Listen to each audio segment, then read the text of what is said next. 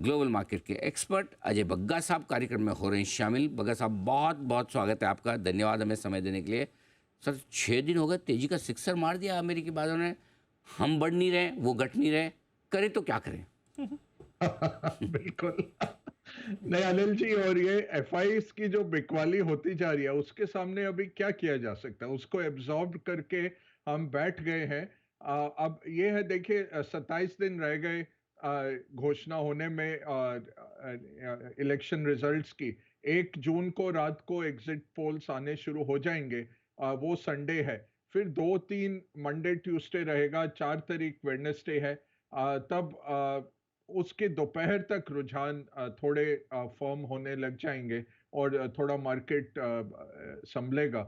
But overall क्या है, अब ऐसे माहौल में हम आ गए हैं जहां इतना सोशल मीडिया पे फेक रिपोर्टेज चल रहा है अनिल जी, के इन्वेस्टर्स भी परेशान हैं कि सोचें तो क्या सोचें। एक साइड कहता है कि हमारे हैं, दूसरी साइड कहता है हमारे हैं।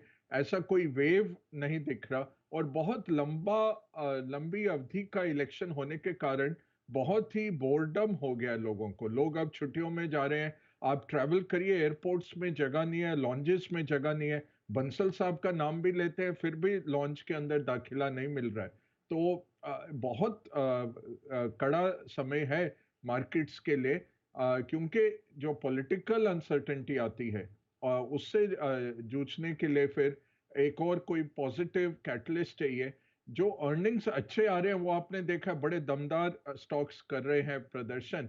बट जहां थोड़ा सा भी चूक हुआ वहां मार्केट बख्श नहीं रहा। और ये ऑल टाइम हाई मार्केट्स में रहता है जब एलिवेटेड वैल्यूएशन होते हैं। तब ऐसा हो जाता है कि कोई भी सरप्राइज मार्केट को नापसंद आता है।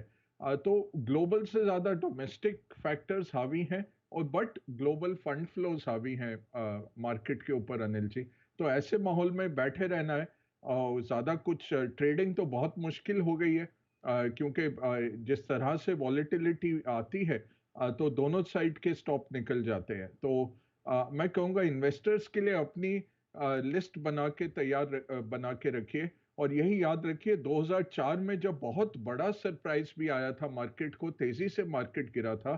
6 महीने के अंदर मार्केट बहुत तंदुरुस्त था और अच्छे रिटर्न्स दे चुका था। तो क्या होता है, शॉर्ट टर्म में इमोशनल है मार्केट, सेंटिमेंटल है, वोटिंग मशीन बनता है शॉर्ट टर्म में।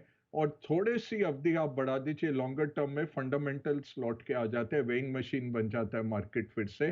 तो फिर से कंपनी का क्वालिटी ऑफ अर्निंग्स हावी हो जाएगा मार्केट के सेंटिमेंट पे। तो ये अब 1 महीने की बात है लगभग, और 15 ट्रेडिंग दिन है जिनको हमें झेलना है। और फिर 4 जून को होपफुली कुछ क्लैरिटी आ जाएगी, ये पॉलिटिकल अनसर्टेनिटी। और फिर ऑप्टिमिज्म आ जाएगा कि बजट आ रही है जुलाई में। ये जो सरकार है इसने 100 दिन के बहुत सारे प्लान तैयार किए हुए हैं। और आई थिंक एकदम से घोषणाएं शुरू हो जाएंगी बजट जैसे ही आता है तो। और उसके फ्रंट में मार्केट अपफ्रंट पहले ही बढ़ने लग जाएगा, और एफआईज को भी फिर लौटना चाहिए। ये हमारा एक एनालिसिस है अनिल जी। बग्गा साहब, जो लेटेस्ट नंबर आए हैं वो परसेंटेज काफ़ी सुधर कर आए हैं, और अब ऐसा लग रहा है कि खाली जो 2019 के मुकाबले में 1.6% इतना ही इलेक्शन पर वोटिंग परसेंटेज कम हुआ है। इस इम्प्रूवमेंट को कैसे देखते हैं आप? और मार्केट जो थोड़ा सा इलेक्शन के रिजल्ट को लेकर डरा हुआ है, सहमा हुआ है, क्या क्या करना चाहिए, कैसे देखना चाहिए? देखिए अनिल जी, ये बहुत अहम था तीसरा चरण, क्योंकि तीसरे चरण में जो 93 सीट्स थी उसमें से जो रूलिंग कोalition है एनडीए, उसकी सबसे ज्यादा सीटें थी पिछली बारी। तो इस चरण में अच्छा मतदान होना, ये मैं कहूँगा पॉजिटिव है। बट अभी मार्केट कुछ इस तरह का निष्कर्ष निकालने में बिल्कुल भी कॉन्सेंसस नहीं बन रहा।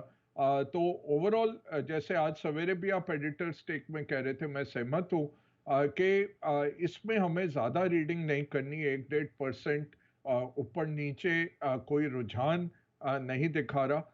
ओवरऑल कोई वेव ऐसी नहीं चल रही। एंटी गवर्नमेंट भी कोई ऐसी वेव नहीं है कि आप कह सकते हैं।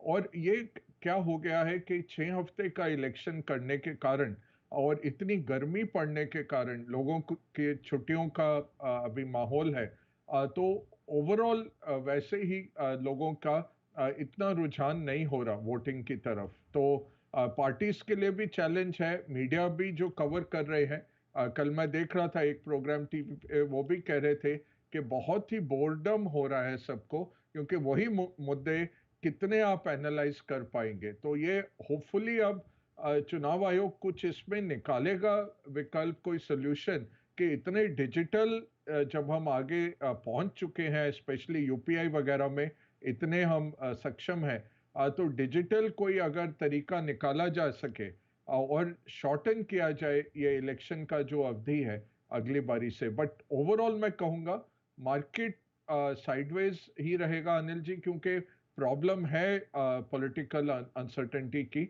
सुशील केडिया जी अगर आते हैं आज तो वो लुक फॉरवर्ड करेंगे उनका क्या टेक्निकल व्यू है।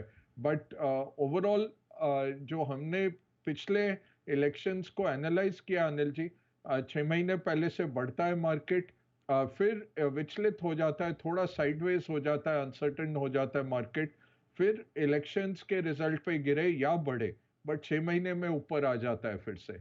तो फंडामेंटल्स वापस लौट के आ जाएंगे। अभी फॉरेन फ्लोज के कारण हमें इम्पैक्ट आ रहा है, उसके सामने ज़्यादा कुछ किया नहीं जा सकता। पॉजिटिव कैटलिस्ट क्या आता है? पॉजिटिव कैटलिस्ट आ रहा है अर्निंग्स के थ्रू। तो जहां अच्छे अर्निंग्स आ रहे हैं, हम देख रहे हैं एक डिफेंस स्टॉक कल, मैन्युफैक्चरिंग स्टॉक 10 से 15% भी ऊपर पहुंच गया। तो अच्छे अर्निंग्स को रिवॉर्ड कर रहा है मार्केट इन लेवल्स पर भी। तो यही हमें करना है कि जो अपनी अच्छी कंपनीज की शॉपिंग लिस्ट है वो तैयार रखिए। स्ट्रक्चरल बुल मार्केट है, फंडामेंटल्स के तौर पे ये स्ट्रक्चरल बुल मार्केट अभी भी है, कुछ उसमें तब्दीली नहीं हुई। बट ये थोड़ा अब ये 27 दिन का अंतराल है, जब तक 4 जून को हमें क्लैरिटी नहीं आ जाती, तब तक ये मार्केट इस तरह से ही बिहेव करेगा।